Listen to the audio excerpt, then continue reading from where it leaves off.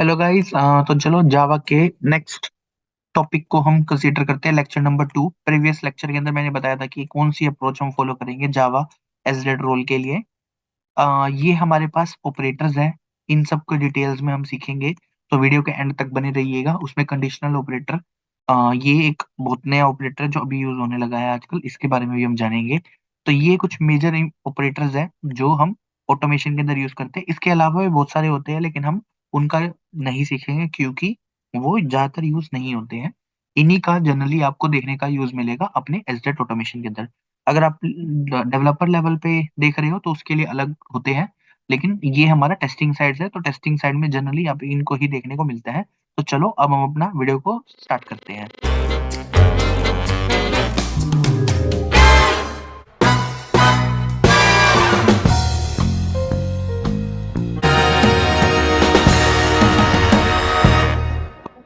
Operator के अंदर ये 5 तरीके के ऑपरेटर्स होते हैं जो हम अपने इस वीडियो के अंदर कवर करेंगे।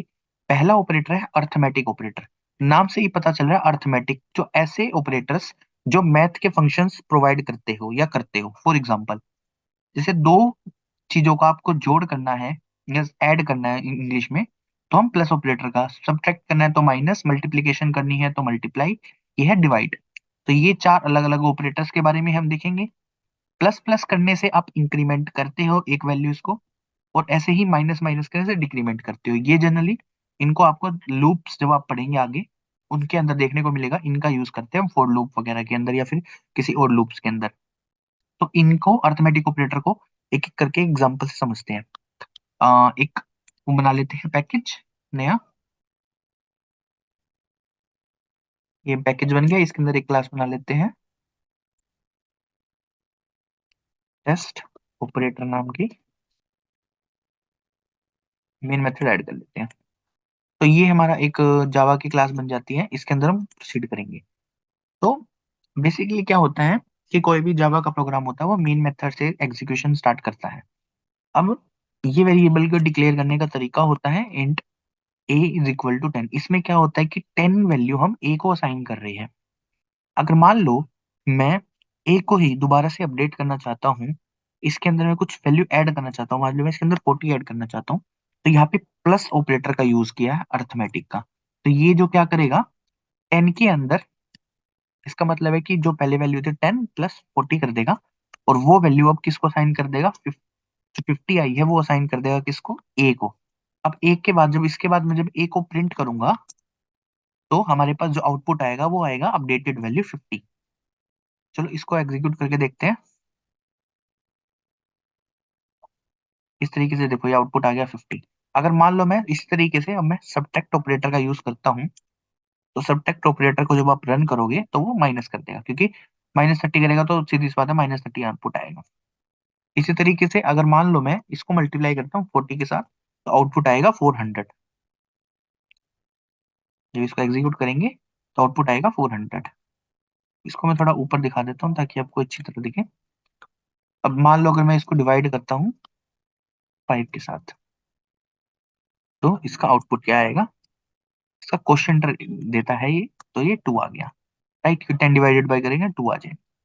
अगर मान लो मुझे प्लस प्लस ऑपरेटर का यूज करना है, तो प्लस प्लस का मतलब क्या है, देखो ए अगर मैं प्लस प्लस लगाऊंगा, इनडायरेक्टली इसका मतलब होता है ए इक्वल टू ए प्लस 1। इसका मतलब है कि एक वैल्यू के बाद इंक्रीमेंट करे 1 को, तो जो फाइनल वैल्यू होगी वो क्या होगी, 10 प्लस 1।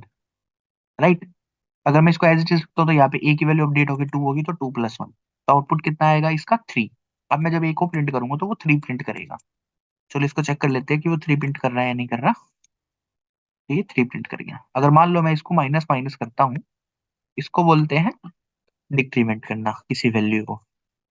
अब उसकी वैल्यू 2 आई थी, 2 माइनस 1 कर देगा इस बार अब वो, तो आउटपुट क्या आ जाएगा, 1 आउटपुट आएगा।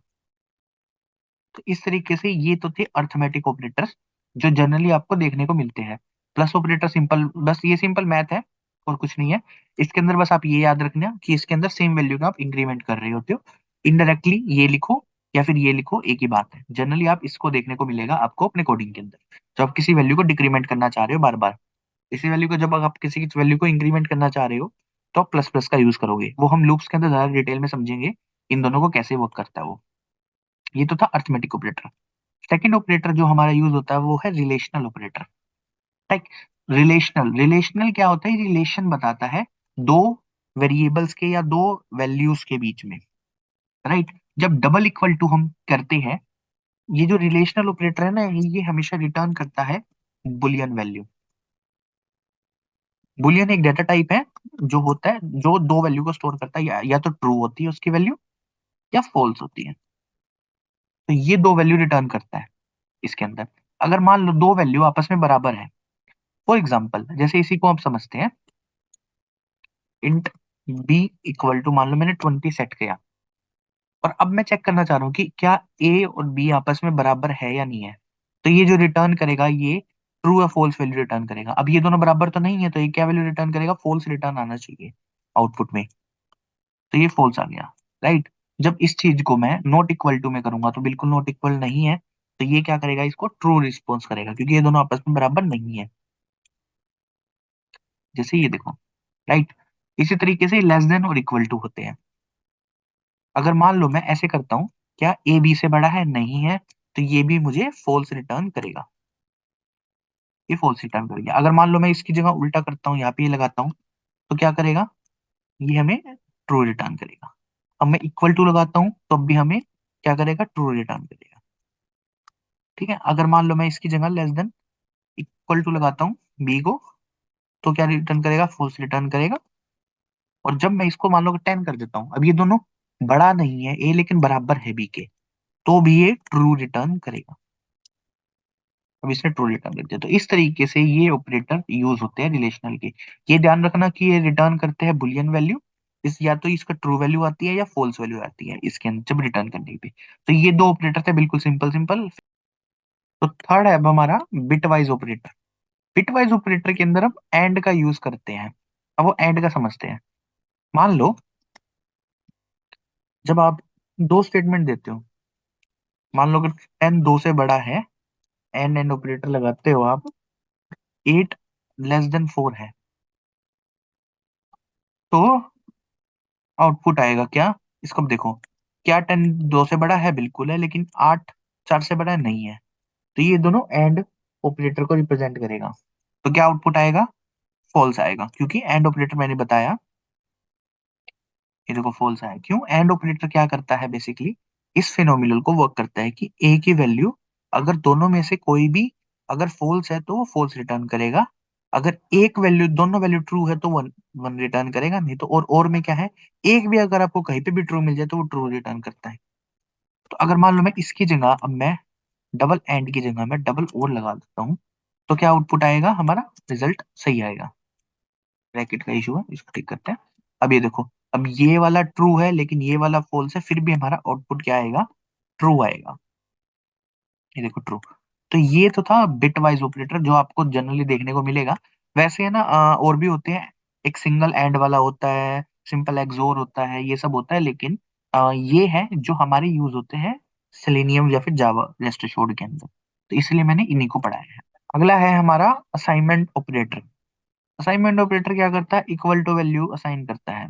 फॉर एग्जाम्पल जैसे यहाँ पे हो रहा है, 10 वैल्यू ए को असाइन हो रही है, इसी तरह बी वैल्यू ए को 10 असाइन हो रहा है। मान लो मैं इसी को वेरिएबल भी हम असाइन कर सकते हैं, तो इसमें क्या होगा? ए की वैल्यू उसको रिटर्न वो करेगा। जब मैं इसको बी को यहाँ पे डिस्प्ले कराऊंगा, तो क्या आउटपुट आएगा? 10 आएगा।